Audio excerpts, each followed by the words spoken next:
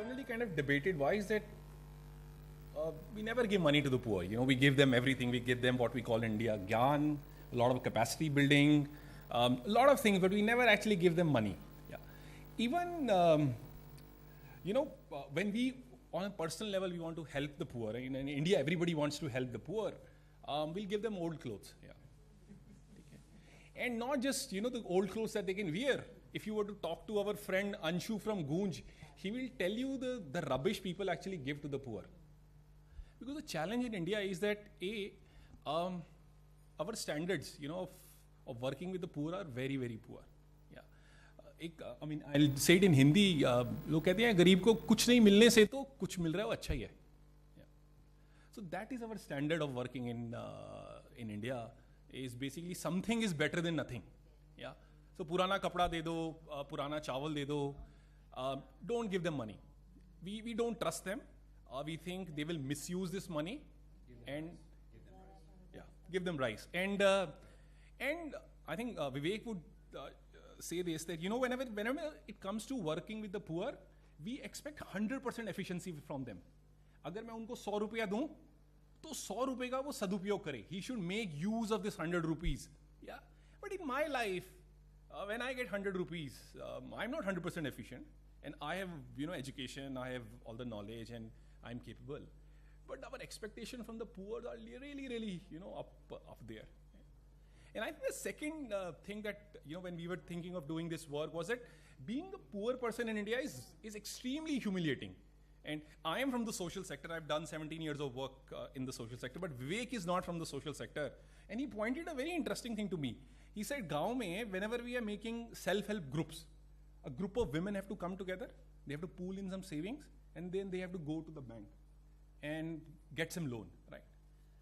What if you and me were to also kind of, come together, 4 of us will come together in the city, we'll pool in some savings, and then we'll go and ask for a home loan from the bank.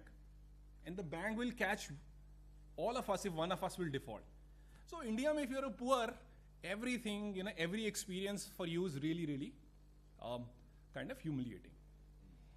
I think the second issue, that we kind of you saw was that, and like I said, I work in the social sector, that our contradiction is that even in the social sector is that we think, the way the system is organized is that the poor, the ultra poor, whatever you call them, need us to tell them what they need. Yeah. And then give it to them. So I will just repeat it once again, and it really hit us when we kind of thought about it, that the poor need us to tell them what they need, and then we'll kind of give it to them. And about a year back, I had never even heard of what is universal basic income and what is cash transfer. The only thing I've heard of was the income that comes to my bank account and the bank transfers that I kind of make. These two terms were really, really, we were ignorant about these two things. It was by chance an accidental email that came to me about this organization, and it's called Give Directly. It's based out of the US, and what they were doing sounded like crazy. Yeah.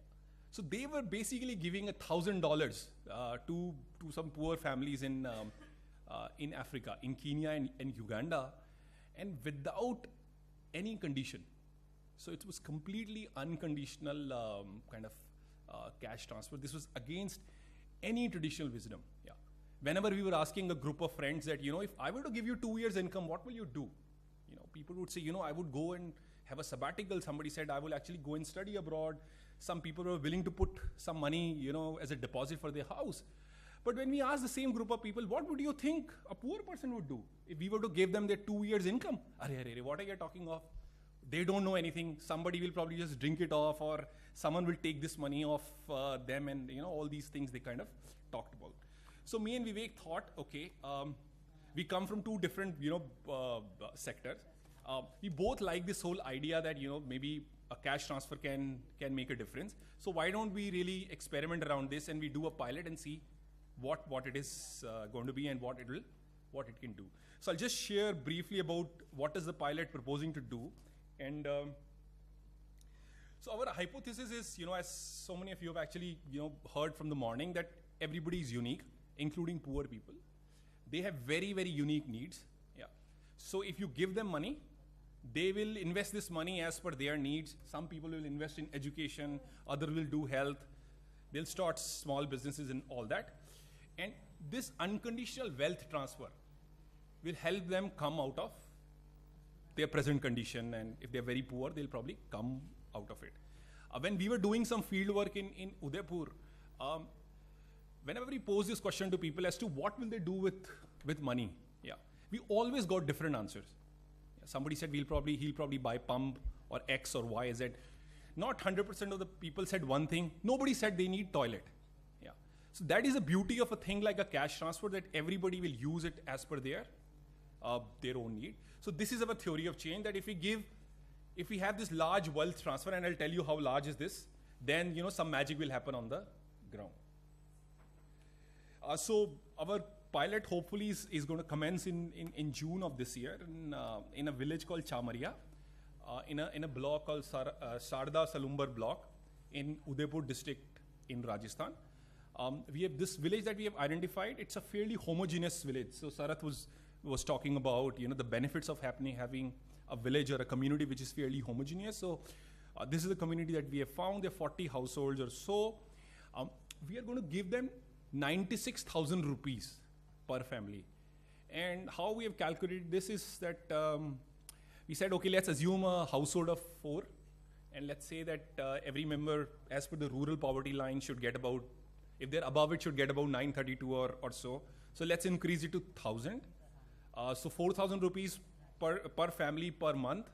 12 months is 48. And then for 2 years, it is 96,000 rupees.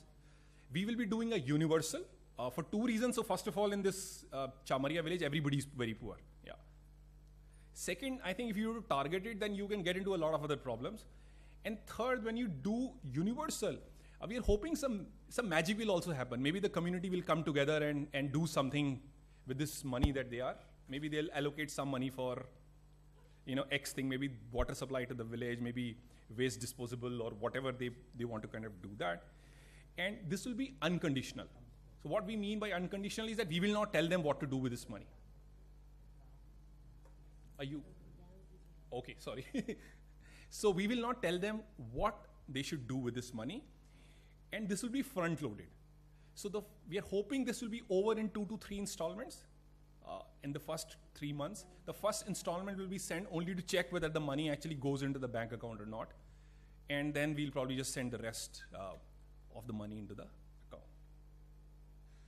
account. Like I said, so we want to check whether such large amount can have some effect on the lives of the families who will receive it.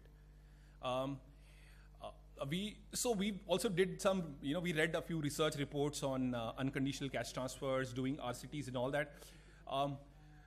The research doesn't say, I think the research at least that we said, there is not much of a difference whether you give money to the men or to the women. But I think the traditional wisdom here in India says that if you give money to the women, then it's probably going to be put to good use. So we will give money to the oldest women in the household. And we'll do our best to see if this money can be given through the banking channel. So wherever possible, if they don't have a bank account, then we'll actually go and help and open a bank account for them. One thing that we want to measure, and Vivek says this, is that if we give, let's say, 96,000 rupees to LIC of India, and if we buy an annuity out of this money, and they can get about 600 or 650, 700 rupees of income per month. A family can, till the member whose name we have bought this annuity, can get 700 rupees every month for the rest of the life. And when the person dies, they'll also get this 1 lakh rupees back. So we are hoping that if this money goes to them, then maybe if the increased income effect is slightly more than the 700, 800 rupees that they can anyways get by doing by nothing. And the second thing we also want to measure is, the other things. What is the investment in education, health? Are they buying some assets? Are they happy? Yeah. We also want to see whether they'll have hope. So we were discussing that one difference between an ultra poor and somebody like me is that I have a lot of hope for future. Yeah, I think my future is going to be better than what it is today. And sometimes I think very, very poor people, they don't have that hope. They don't think they will be able to come out of the circle that they are entrapped in. So we'll also measure whether people are more hopeful about their future or not. And I think this is probably the last slide. So we are very, very brand new at this. You know, I have all my life I've only worked in the volunteering space, working with young people to send them to rural areas, and they volunteer and they do the work. I have never ever done this kind of work. And Vivek likewise also is from the corporate sector. We are very, very brand new at this. I think Give Directly really kind of enthused us to try and do something like this in India. So we are looking for ideas and we're looking for suggestions. If you want to point out some flaws in the way we are approaching this, please do that. And we are looking for some collaborations also. So one area that we think we are weak and we are looking for partners is that we want to thoroughly research this. So one idea is to look at maybe some kind of an ethnographic study, because our sample size is small, but we're still, we're open to suggestions as to how best we can research this. So thank you very much, and yeah, happy to take questions.